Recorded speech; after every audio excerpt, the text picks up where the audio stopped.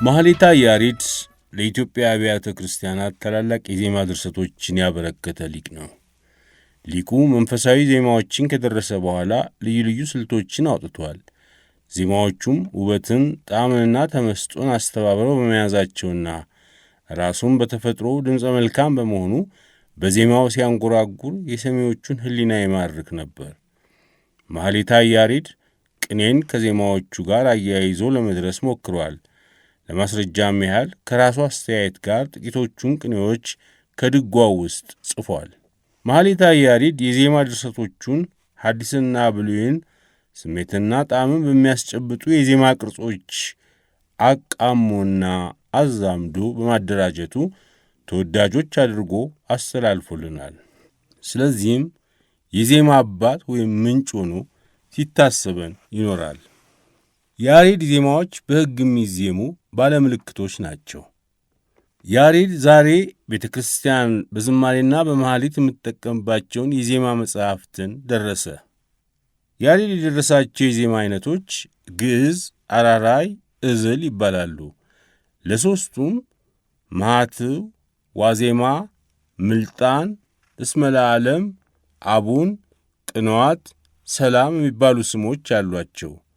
መጽሐፎቹም ጾመ ድጓ፣ ድጓ፣ ዝማሬ፣ መዋሥዕት፣ ምዕራፍ ይባላሉ እያለ ይቀጥላል። ቀደም ባለው ዘመን ለትምህርት መርጃ እንዲሆን የዚያን ዘመኑ የትምህርትና ሥነ ጥበብ ሚኒስቴር የሥርዓተ ትምህርትና መጻሕፍት ዝግጅት ዋና ዲሬክሲዮን ያዘጋጀው የቀለም ሰዎች የሚሰኘው መጽሐፍ የዜማችን ፈጣሪ አባት ያሬድ ማህሌታይ አክሱም ውስጥ የተወለደው ሚያዝያ 5 ቀን 505 ዓመተ ምህረት ሲሆን በ66 ዓመቱ ያረፈው ደግሞ ግንቦት 11 571 ዓመተ ምህረት ነው። ዛሬ ያነሳነው ጠመንጃና ሙዚቃ ከሚለው ከይነገር ጌታቸው መጽሐፍ ጥቂት ገጾችን ልናስደምጣችሁ ነው። አበበ ባልቻ ያነበዋል።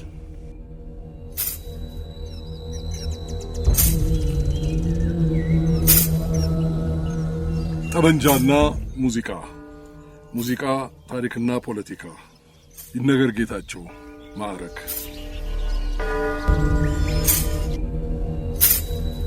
በእንተ ያሬድ።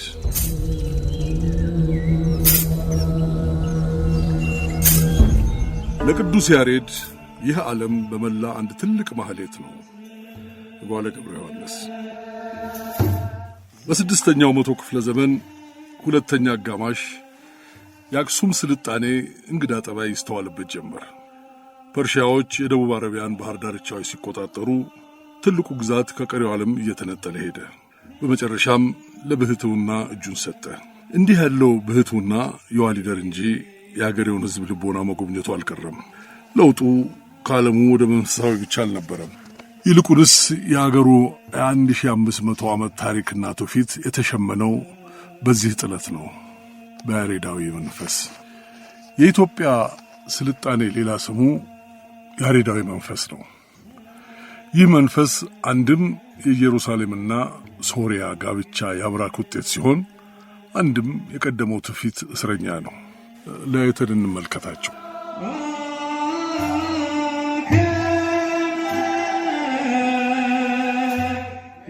ንግሥተ ሳባ ከንጉሥ ሰለሞን ጥበብን ልትቀስም ወደ ኢየሩሳሌም ማቅናቷን ተከትሎ ቀዳማዊ ምኒልክ ተረገዘ።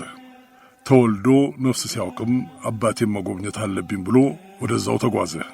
የተመለሰው ብቻውን አልነበረም፣ ጽላትና አእላፋት አጃቢዎችን አስከትሎ እንጂ። የኢትዮጵያ እልፍ ዓመት የንግሥና ዘር ሐረግ ከዚያ ወዲህ ጀመረ። ስሙም ሰለሞናዊ ሥርወ መንግሥት ተባለ።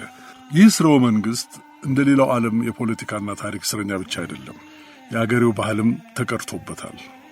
የነገሥታቱም ሆነ የነዋሪው ልማድ አንዱ ምንጭ ሆኖ አገልግሏል። ለዚህ ትልቅ አብነት የሚሆነው ሙዚቃ ነው። ንጉሥ ሰለሞን ቀዳማዊ ምኒልክን ወደ አገሩ ሲልከው እንዲያጅቡት ያደረገው ከእግዚአብሔር ታቦት ፊት በበገና፣ በመሰንቆ፣ በመለከት፣ በጽናጽልና በከበሮ የሚያዜሙትን ሌዋውያን ነበረ። ይህ አጋጣሚ በአንድ በኩል ዘማሪና የሙዚቃ መሳሪያን ወደ ኢትዮጵያ ሲያስገባ፣ በሌላ በኩል ደግሞ የኢየሩሳሌምን የሙዚቃ ልማድ ለአገሬው አስተዋውቋል። እዚህ ላይ ይህ ልማድ ምንድነው የሚል ጥያቄ መከተሉ አይቀርም። ንጉሥ ሰለሞንና ንጉሥ ዳዊት በእስራኤል ታሪክ ውስጥ ቀዳሚዎቹ የተደራጀ የሙዚቃ ቡድን መስራቾች ናቸው። እንዲህ ያለው ቡድን ወዲህ በቤተ መንግሥት ወዲያ በአብያተ ክርስቲያናት ዝማሬውን ያቀርብ ነበር። በዚህ ውስጥም ንጉሥ ዳዊት ሳይቀር ተሳትፎ አድርጓል። ለሰለሞናዊው ሥርወ መንግሥት መስራቾች ኢትዮጵያውያን እንዲህ ያለው ተግባር ምርጫ ሳይሆን ግዴታ ነበር። ከቀዳማዊ ምኒልክ ጋር በመጡት ሌዋውያን አማካኝነት የንግስናና የሙዚቃ ድንበር ፈረሰ። የነገስታቱ ልጆች አንዱ ቁም ነገርም በገናን መደርደር፣ አምላክን ማመስገን ሆነ። የአክሱም ሌላ መልኳ ሶሪያ ነው። በአምስተኛው መቶ ክፍለ ዘመን ሁለተኛ አጋማሽ የክርስትና እምነት ሊቃውንት ያራምዱት በነበረው የኬልቄዶን ጉባኤ ተቃውሞ የተነሳ ከሮማውያን የከፋ መከራና እንግልት ይደርስባቸው ነበር። በዚህ መነሻም 9 ወደ ኢትዮጵያ ተሰደዱ። ብቻቸውን አልነበሩም። በርካታ ቁጥር ያለውን ቀሳውስት አስከትለው እንጂ። የ9 ቅዱሳን አክሱም መድረስ ልዩ መገለጫው ምንኩስና ነው፣ ለዓለም ጀርባን መስጠት።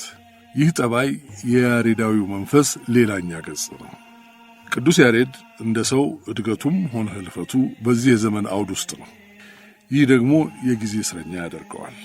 ልቦናውም ወዲህ በኢየሩሳሌም ፍቅር ይነዳል፣ ወዲያ እንደ 9 ቅዱሳን ለዓለም ጀርባ ያሰጠዋል። ጓለ ገብረ ዮሐንስ የኢትዮጵያን የስልጣኔ መንፈስ በቃኙበት ጽሑፋቸው የአውሮፓ መንፈስ ዋና ማዕከሉ ሰው ነው ይላሉ።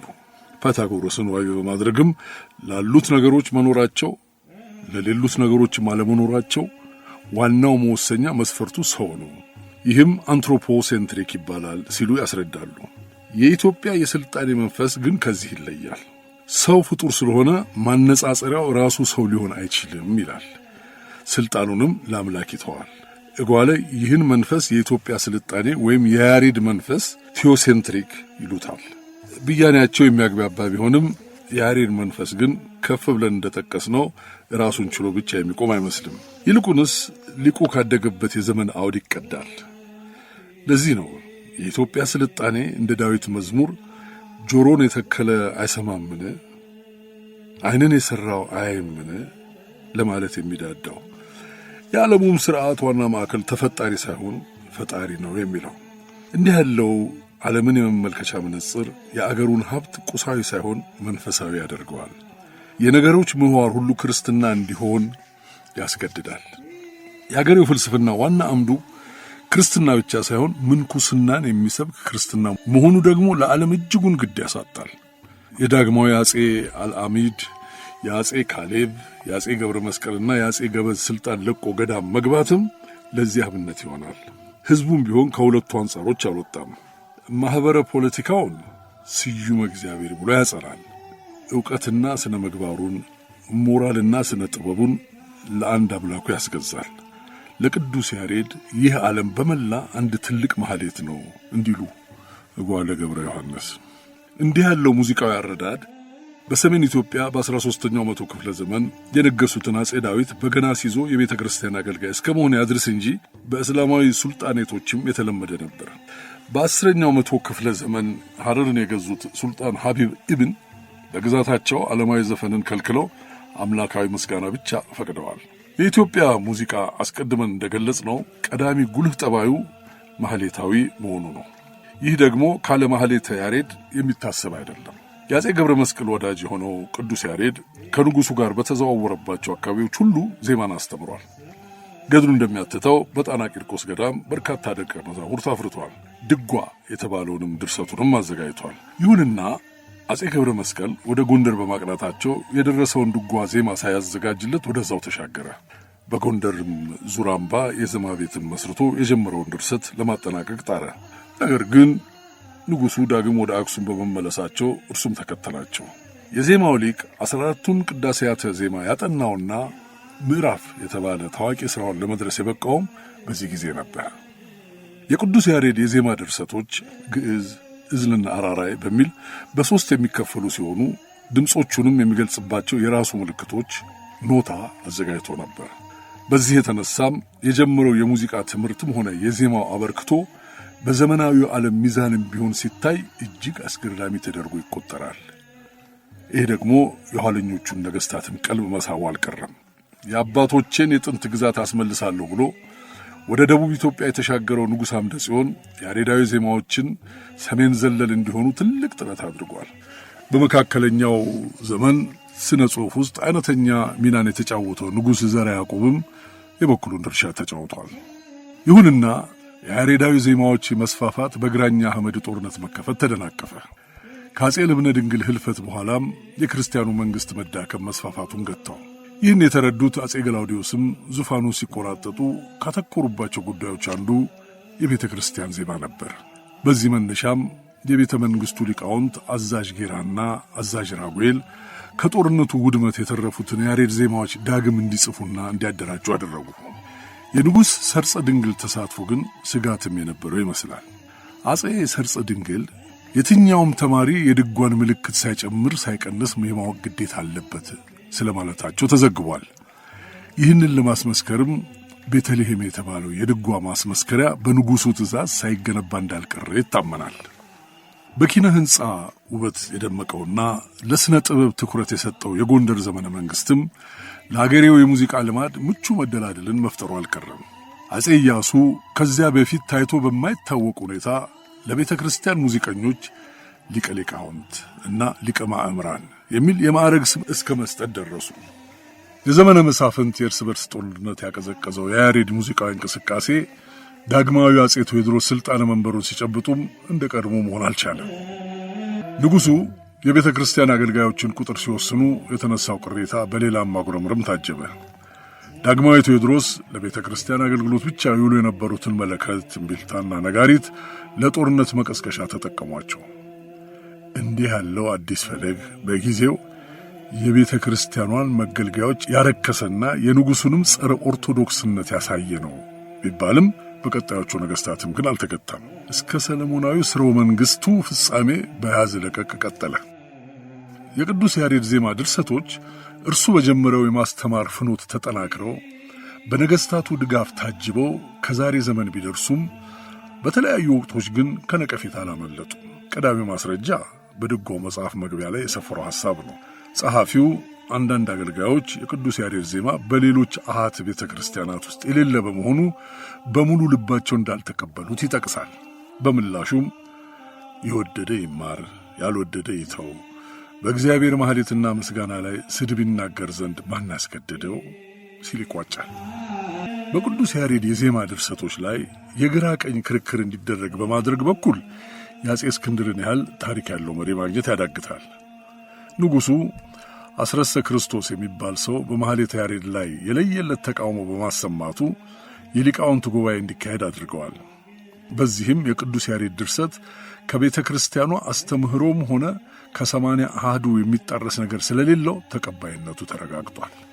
ይሁንና ኢየሱሳውያን በቤተ መንግሥት እየተበራከቱ በሄዱበት በአጼ ሱስንዮስ ዘመነ መንግሥት ጥያቄው ዳግም መቀስቀሱ አልቀረም። ከሱስንዮስ ንግስና ቀደም ብሎ ወደ ኢትዮጵያ የመጣው ፍራንሴስኮ አልቫሬዝ በቅዱስ ያሬድ ዜማ ላይ ያሰማው ትችት የኋለኞቹንም ተከታዮች ሐሳብ የሚገልጥ ይመስላል። አልቫሬዝ የኢትዮጵያውያን ቅዳሴ ጩኸት የበዛበትና ውበት የሌለው ነው ሲል ጽፏል።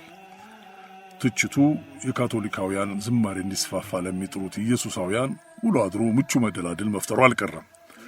ኋላም የአጼ ሱስንዮስ ድጋፍ ታክሎበት በምዕራብ ዓለም የተለመደው ሃይማኖታዊ ኅብረ ዝማሬ ኳየር በኢትዮጵያ ለመታየት በቃ።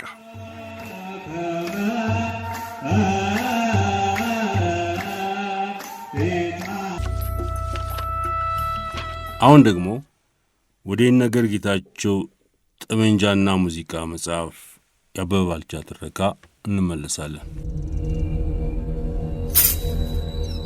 አዝማሪ ወፖለቲካ።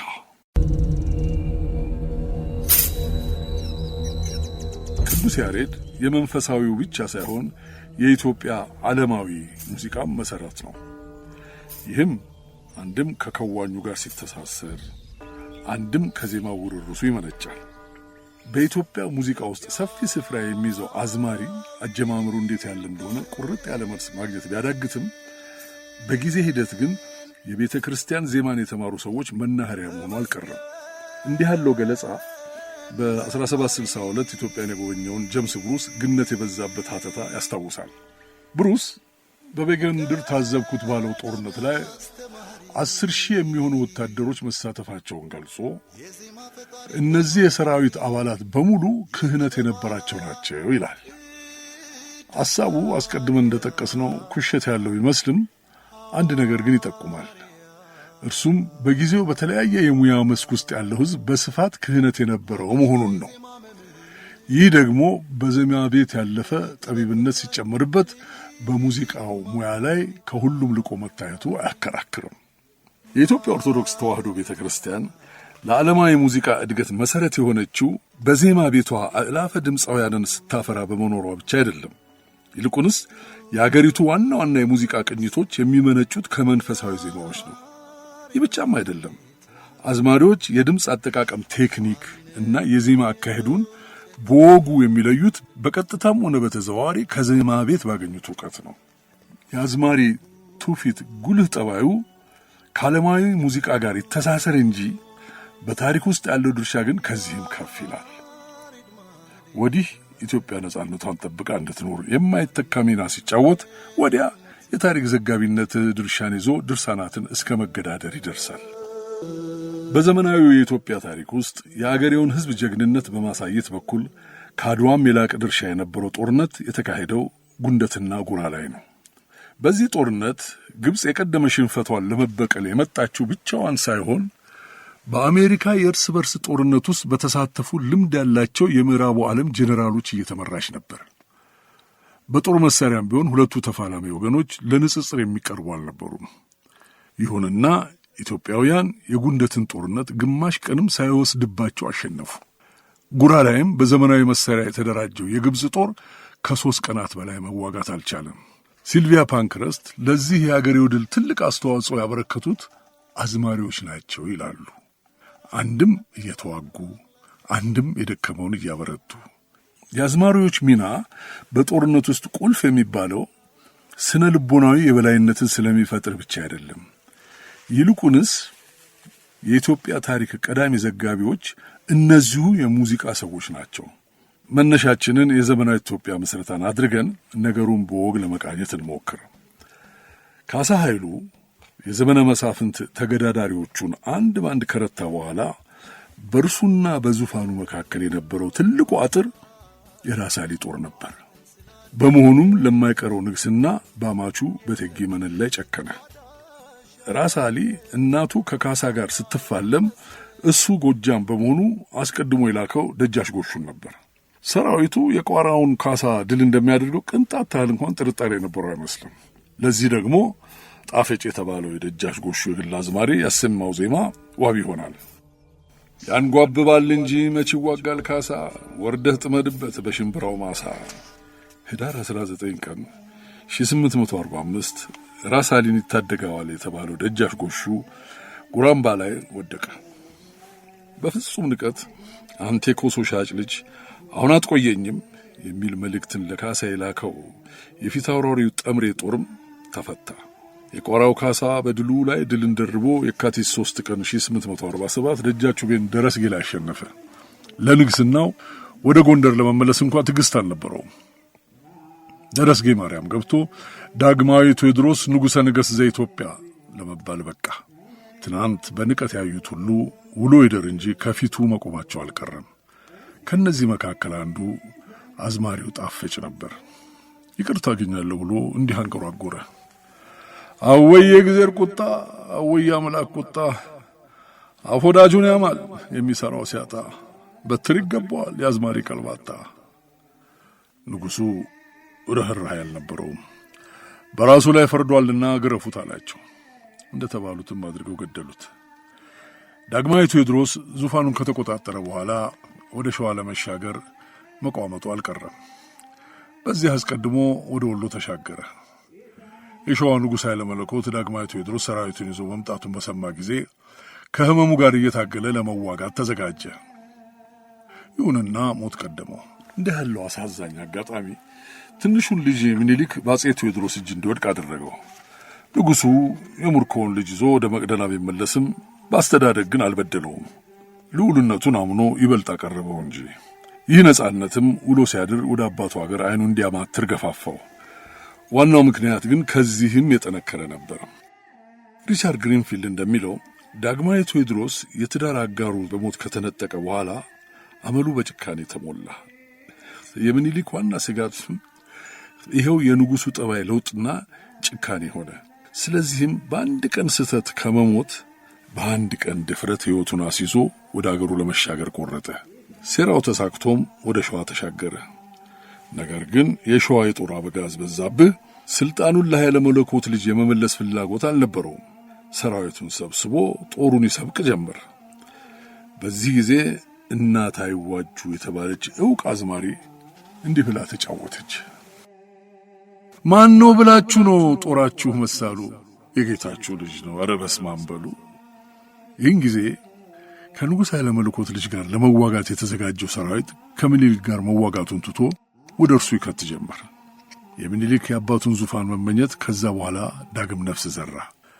ነገር ግን ለዚህ ምኞቱ እውን መሆን በዙሪያው ካሉት ኦሮሞዎች ጋር መተባበር ነበረበት። ጎበና ዳጬ የወጣቱ ምኒልክ ህልም ፈቺ ሆኖ ብቅ የሚለውም በዚህ ወቅት ነው። ጎበና አስቀድሞ የበዛበት ጦር አባል የነበረ ቢሆንም በተፈጠረ አለመግባባት ወደ ምኒልክ ተዛወረ። 5 ዓመት ባልሞላ ጊዜ ደጅ አጋፋሪ ለመሆን ቻለ። ወዲያውም ደጃዝማች ተባለና የጦር መሪ ሆነ። በእንዲህ ያለው ወቅት ነው ዳግማዊ ምኒልክ ተከታዮቹን ስንኞች የገጠመው። ጎበና ጎበና ጎበና የኔ የጦር ንጉሥ አንተ የአገር ንጉሥ እኔ።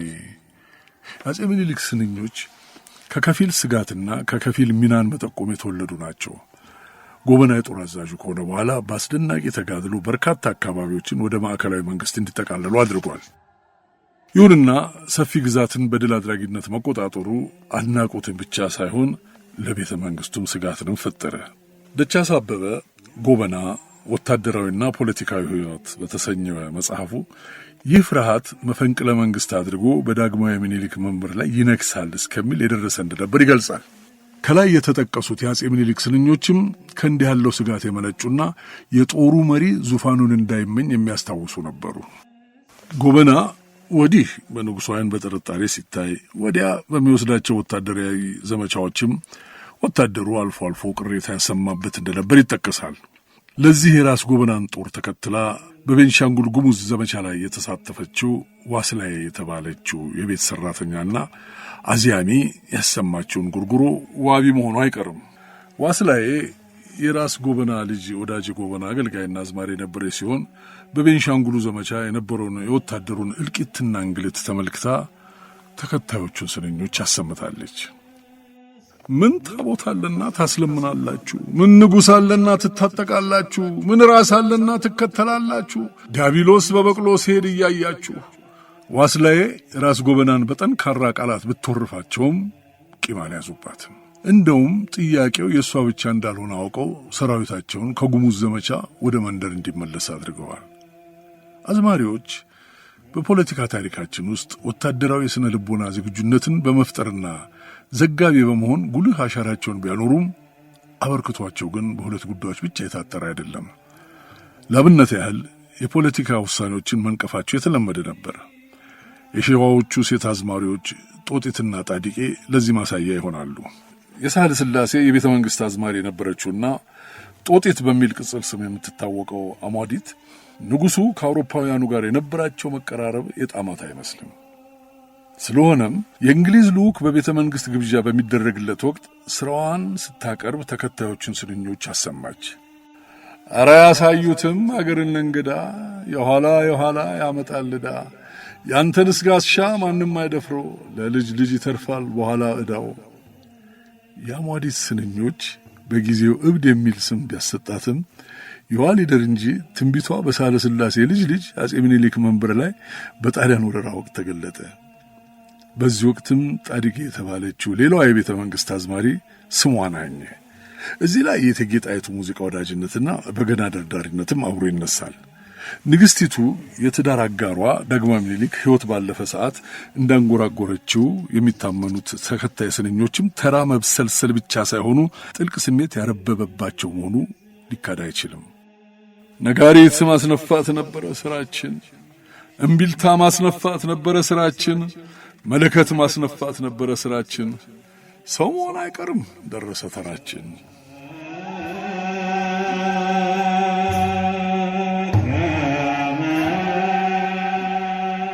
በተዋህዶ ከበረ። ኢትዮጵያ ከዘመነ አክሱም በፊት ይሁን በኋላም ከዓለሙ ሥርዓት ተነጥላ አታውቅም። በዚህ ምክንያትም ባህልና ትውፊቷ የራሱ ገጽ እንዳለ ሁሉ ከቀሪው ዓለም የተዋሰውም ነገር ብዙ ነው። ዶናልድ ሌቪን የአገሬውን ስሪት ሲያሰላስል የደቡብ አረቦች ተጽዕኖ የማይናቅ መሆኑን ያነሳል። አሸናፊ ከበደም ስለ ኢትዮጵያ ሙዚቃ ሲያትት በአንድ በኩል አረቦችን፣ በሌላ በኩል የግብፁ ኮፕቲክ ቤተ ክርስቲያንን ያስታውሳል። መሐመድ ግርማ በአንጻሩ በኢትዮጵያ ባህል ውስጥ ኢየሩሳሌምና አቴንስ ድርና ማግ ሆነዋል ይላል። ከውስጥ ወደ ውጭ ማየት የሚቀናቸው አስረሴነ ሰውን የመሰሉ ሊቃውንት በአንጻሩ በቀጠናው ብቻ ሳይሆን በዓለም ባህል ውስጥ ኢትዮጵያ የብዙ መልካም ነገሮች ምንጭ እንጂ ተቀባይ አይደለችም ሲልሙ ይሞግታሉ። እነዚህ ሐሳቦች በቁም ሲታዩ መቃረናቸው ግልጽ ቢሆንም አብረው ሊቆሙ የማይችሉ ግን አይደሉም። ባህል እጅጉን ከአእምሮ ጋር የተያዘ ጣጣ ነው። በመሆኑም አንድ ጥብቅ ደንድ በአንድ ቦታ አጥሮ እየተንከባከቡ በዘላቂነት ማቆየት አይቻልም። ይህ ደግሞ እንደ ኢትዮጵያ ባለች ረጅም ዘመኗን በንግድና ጦርነት ባሳለፈች ሀገር ሲሆን ይንራል። በውዴታም ይሁን በግዴታ ከአዳዲስ ልማዶች ጋር መተዋወቅን ይፈጥራል። የኢትዮጵያ ሙዚቃ ለምዕራቡ አጫወት እጁን የሰጠውም በእንዲህ ያለው ውዳዊና ግዳዊ መንገድ ነው። በባህሉ መስክ ከቀሪው ዓለም የነበረው ቀዳሚ መወራረስ ሳይዘነጋ ኢትዮጵያ ከምዕራቡ ዓለም የሙዚቃ መሳሪያዎች ጋር በይፋ የተዋወቀችው በመካከለኛው ዘመን በንጉሥ በዕደ ማርያም ፈቃድ ነው። ፖርቹጋሎቹ ያበረከቱት ኦርጋን የተሰኘው የሙዚቃ መሳሪያ በምዕራቡ ዓለም ለመንፈሳዊ አገልግሎት ይውል ስለነበር ንጉሡም በቤተ መንግሥታቸው ሊያስቀምጡት የፈለጉ አይመስልም። አትሮንስ ማርያም ለምትባል ቤተ ክርስቲያን ሰጡት እንጂ። አጼ በዕደ ማርያም የነገሱባቸውን ዘመናት ተከትሎ የመጡት የታሪክ ወቅቶች ለአገሬው መሪዎች አስጨናቂ የሚባሉ ነበሩ። ወዲህ ቆለኛው የእስልምና እምነት ተከታይ በግራኝ አህመድ መሪነት ግዛቱን ማስፋፋት ሲጀምር፣ ወዲያ የኦሮሞ ጎሳዎች ወደ ሰሜኑ የኢትዮጵያ ክፍል መንቀሳቀሳቸውን ገፉበት። የሁለቱ ስጋቶች ማየልም የጊዜው ነገሥታት የክርስትና ቃፊር ናት ለሚሏት ፖርቹጋል ደጅ እንዲጠኑ አስገደደ። ይህን ተከትሎም በ1520 እንደ አውሮፓ ዘመን አቆጣጠር የሊዝበን ሰዎች ዳግም የነገሥታቱ ደጃፍ ደረሱ። አመጣጣቸው ወታደራዊ ድጋፍን ለማጤን ቢሆንም የሙዚቃ መሳሪያው ግን ከእጃቸው አልታጣም። ከኦርጋን ጋር የሚቀራረብ ሞኖኮርድን ለንጉሥ ልብነ ድንግል እጅ መንሻ ያደረጉ። ቆይታቸው ለ6 ዓመታት ብቻ ነበረ። የግራኝ አህመድ መስፋፋት ከመጀመሩ በፊት ኤምባሲያቸውን ዘግተው ሄዱ። የኢትዮጵያ ፖለቲካ ከዛ መለስ የቀደመ ጠባዩ ተለወጠ። ከሰሜን ወደ ደቡብ የነበረው የግዛት መስፋፋት መልኩን ቀይሮ ከደቡብ የተነሱ ኃይሎች ወደ ሰሜን ገፉ። የግራኝ አህመድ ዘመቻ ቀደመ። የኦሮሞ መስፋፋት ተከተለ። በንጉሥ በዕደ ማርያም ያሰሯት አትሮንስ ማርያም ቤተ ክርስቲያንን ጨምሮ በርካታ አብያተ ክርስቲያናትም ወደሙ። አጼ ንብለ ድንግል ለፖርቹጋሉ ንጉሥ ዮሐንስ ሦስተኛ የላኩት የወታደራዊ ድጋፍ ጥያቄ የእሳቸውን ዙፋን ለማጽናት ባይታደልም በኋላ ላይ ግን 400 ተዋጊዎች ኢትዮጵያ ደረሱ። ይህ ጦርም የግራኝን ሰራዊት ድል በማድረግ ሂደት የራሱን ጉልህ ሚና ተወጣ። ፖርቱጋላውያን ከዛ ቀጥለው በመጡት ዘመናት ለነገሥታቱ ሩቅ አልነበሩ። ይሁንና እንደ አጼ ሱስንዮስ ዘመነ መንግሥት ግን የተደላደሉበት ጊዜ የለም። ንጉሡ ኢየሱሳውያኑ ሃይማኖታቸውን በነጻነት እንዲያስተምሩ ፈቀዱ። በየአካባቢው የካቶሊክ እምነትን የሚቀበለው ሰው ቁጥሩም እየጨመረ መጣ።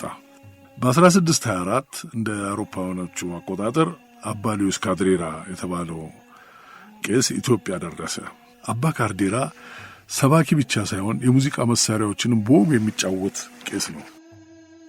በዚህ ምክንያትም ተማሪዎቹ በቀላሉ ወንጌልን የሚያውቁበትን ዝማሬ ለማስጠናት በሚል የሙዚቃ መሳሪያንም ያስተምር ጀመረ።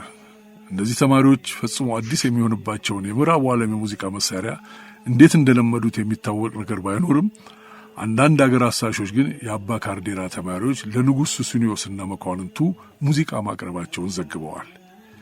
እንዲህ ያለው የአውሮፓውያን የሙዚቃ ተጽዕኖ በስፋት በሰሜኑ የሀገራችን ክፍል የሚስተዋል ቢሆንም በምስራቁ የሀገራችን ክፍልም የአረብኛ የሙዚቃ መሳሪያዎች መንሰራፋታቸው አልቀረም።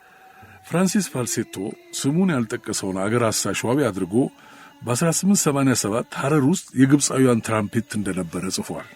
በ20ኛው ክፍለ ዘመን መባቻ ሐረርን ስጎበኝ በአንድ ባላባት ሰርግ ላይ ተጋብዤ ነበር የሚለው ጀርመናዊ አገር አሳሽ ፍሬድሪክ ኖን ኩልመርም በዛ ሰርግ ላይ የሀገረሰብ ሙዚቃ መሳሪያዎች ከምዕራቡ ዓለም ሙዚቃ መሳሪያዎች ጋር ተጣምረው እንደተመለከተ ያወሳል። ይህን የመሰለ አዲስ ፍኖት የተከተለው የሀገራችን ሙዚቃ ከቀደመው ትውፊት ጋር ለዘመናት እየተገፋፋ ቢቀጥልም በኋላ ላይ ግን እንደ አባይና ጣና አንዱ ባንዱ ላይ መጓዝ ጀመረ። በ20ኛው ክፍለ ዘመን መባቻም ዘመናዊው የኢትዮጵያ ሙዚቃ በፍጥነት መስፋፋት ያዘ። እዚህ ላይ ከተጣደፈ ገረገራዊ ድምዳሜ ተላቆ ሁለት መሰረታዊ ጥያቄዎችን በወግ መመለስ ያስፈልጋል። ቀዳሚው ዘመናዊነት እንዴት ያለ ነው የሚል ሲሆን፣ ሁለተኛው የኢትዮጵያ ሙዚቃ ዘመናዊ የሚባለው በምን ልኬት ነው ከሚለው ጋር ይተሳሰራል። ዘመናዊ የሚለው ቃል አንድም ጽንሰ ሐሳባዊ ብያኔ ያለው ሲሆን አንድም የታሪክ ወቅትን አመላካች ነው። ሮበርት ሴጋል እንደሚገልጸው ዘመናዊነትን እንደ ታሪክ ወቅት ከተመለከት ነው ድህረ መካከለኛው ዘመን ትልቁን ቦታ ይይዛል። ጽንሰ ሐሳባዊ ክርክሮች ላይ ካተኮርንም ከትውፊት ልማድ ጋር ፍች መፈጸም የሚልን ትርጉም ይሰጣል። ሞደርኒቲ implies that the present represents a decisive break with the past። ይህ ብያኔ ቀላል መሆኑ ባይካድም ለዝመና ግን በልኩ የተሰፋ ነው ሊባል አይችልም። ምክንያቱም ዝመና በትናንት ላይ ማመጽ ብቻ ሳይሆን ትናንትን ማቀፍም ይጨምራል። ጉዳዩ ከምዕራቡ ዓለም የዘመናዊነት አረዳድ ወደ ኢትዮጵያውያኑ አሰላሳዮች እንድናተኩር ያግዛል። አንድሪያስ እሸቴ ዘመናዊነት ምንድን ነው በተሰኘ ጥናት ላይ የፈረንሳይን አብዮት ፍልስፍና መንፈስ በመዋስ ነጻነት፣ እኩልነትና ወንድማማችነት ነው ይላሉ። ለባህሩ ዘውዴ በአንጻሩ የኢትዮጵያ ዘመናዊነት ብያኔ ከቴክኖሎጂና የቢሮክራሲ እድገት ጋር ይተሳሰራል። የጓለ ገብረ ዮሐንስ ሐሳብ ግን ከሁለቱም የተለየ ነው። የቀድሞ ሊቀ ጳጳስ አቡነ ቴዎፍሎስ አማካሪ ዘመናዊነትን በሃይማኖታዊ ቃል ውስጥ ሊበይኑት ይሞክራሉ። በተዋህዶ ከበረ ብለው ሁለቱን ስልጣኔዎች የኢትዮጵያንና የአውሮፓን በገዛ መንፈሳችን ድልድይነት ማገናኘት በጥረታችን ግለትና ሙቀት እንዲዋሃዱ ለፍሬም እንዲበቁ ማድረስ፣ መጀመሪያ የገዛ ራሳችንን ደና አድርገን ማላመጥ መዋጥ፣ ቀጥሎም ከውጭ የመጣውን በዚህ መንገድ አሳልፎ መደባለቅ ማዋሃድ። ያን ጊዜ ከሁለቱ የሰረጸ በገዛ ወዛችን የተጠለቀለቀ አዲስ የመንፈስ ሕይወት ይታያል። ዘመናዊነትን ከባህል አንጻር ለመበየን ስንሞክር በእርግጥም ይትርጓሜ ሰፊ ግዛትን ይዞ መገኘቱ አይቀሬ ነው። ይህ ማለት ግን የእንድሪያስንም ሆነ የባህሩን ሐሳቦች ወደ ጎን እንገፋለን ማለት አይደለም። እንደውም የኢትዮጵያ ሙዚቃ ዘመናዊነት ብያኔ ወዝ የሚኖረው በሁለቱ ሲታገዝ ነው። ካለንድሪያስ የነጻነት፣ እኩልነት፣ ወንድማማችነት ሐሳብ ቀዳሚውን የአገሪቱን ዘመናዊ ኦርኬስትራ ማሰብ ያዳግታል። ምክንያት አለ። ኢትዮጵያ የመንግስታቱ ማህበር ሊግ ኦፍ ኔሽን አባል ለመሆን ጥያቄ ስታቀርብ የቀረበባት ትችት የባሪያ ስርዓትን አላስቀረችም የሚል ነው። ስለሆነም ሉል አልጋ ወራሽ ተፈሪ መኮንን የባሪያ ስርዓት እንዲቆም ተግባራዊ እንቅስቃሴ አድርገዋል። ይህ ተግባር በባርነት ቀንበር ውስጥ ለነበሩ ዜጎች አንጻራዊ ነጻነትን፣ እኩልነትና ወንድማማችነትን ፈንጥቋል። በዚህም ከባላባቱ ቤት ባርነት ተላቀው ዘመናዊ ሙዚቃ ተጫዋች እስከመሆን ደርሰዋል። ቀዳማዊ ኃይለ ሥላሴ ሕይወቴና የኢትዮጵያ እርምጃ በተሰኘው መጽሐፋቸው እንዲህ ይላሉ።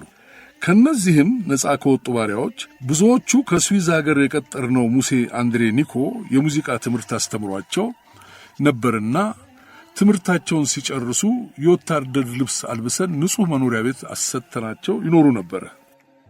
በኢትዮጵያ የባሪያ ስርዓት መቅረት አስቀድሞ የተጠቀመው የአገሪቱ ሙዚቃ ነው። ከዚያ አንጻር በርካታ የቤንሻንጉል ጉሙዝ ተወላጆች የታቀፉበትን የሙዚቃ ቡድን ስብስብ ዘመናዊ የምንለው በታጠቀው ሙዚቃ መሳሪያ ብቻ ሳይሆን አንጻራዊ ነጻነትና እኩልነት በተቀናጁ ዜጎቹ በመዋቀሩ ነው። የባህሩም ቴክኖሎጂና ቢሮክራሲያዊ እድገትን ማዕከል ያደረገ ብያኔ ለሙዚቃችን የዘመናዊነት ትርጓሜ የሚጎረብጥ አይደለም። እንደውም አገሬውን ዘፈን ያጠኑት ምሁራን ዋና ማዕከል ይሄው በባህሩ የተነሳ የቴክኖሎጂ ጉዳይ ነው። አሸናፊ ከበደ የኢትዮጵያ ዘመናዊ ሙዚቃ ከቴክኖሎጂ መድረስና ብዙሃን መገናኛዎች መከፈት ጋር የተስፋፋ ነው ይላል። የስሜነህ በትረ ዮሐንስ ብያኔም ቢሆን ምዕራባዊው ቴክኖሎጂ ብቻውን መስፈርት እንዳልሆነ ቢጠቅስም ከዘመናዊነት አላባውያን አንዱ መሆኑን ግን አልካደም። እዚህ ላይ ሌላም በባህሩ ተነስቶ በሰሜንህም የተደገመን የብያኔ አውታር እንቃኝ። ቢሮክራሲ የዘመናዊነት ዋና መገለጫ ነው። የኢትዮጵያ ሙዚቃም ከዚህም አንጻር በወጉ ዘመናዊ መሆን የጀመረበት ጊዜ እንደ ቴክኖሎጂና ከባሪያ ስርዓት ነፃ መውጣት ሁሉ በ20ኛው መቶ ክፍለ ዘመን ሁለተኛው አሰርታት ነው። የኢትዮጵያ ሙዚቃ እነዚህን ሁሉ ጉዳዮች ከግምት አስገብቶ በዘመናዊና ሀገረሰባዊ ዘፈን መካከል ድንበር ለማበጀት ቢሞክርም ስምሙ የሆነ ብያኔው ግን በተዋህዶ ከበረ ነው። ውህደቱ ያሬዳዊ የሆነው የኛ ዜማ ከምዕራቡ ቴክኖሎጂ ጋር ተጣምሮ አዲስ ጣዕምን መለገሱ ነው። ህብሩ በአዝማሪ ቅላጼና በምዕራቡ ዓለም መሳሪያ ስለተገመደ ነው።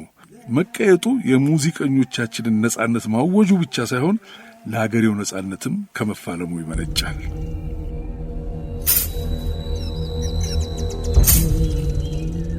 ጠመንጃና ሙዚቃ፣ ሙዚቃ ታሪክና ፖለቲካ። ይነገር ጌታቸው ማዕረግ 2015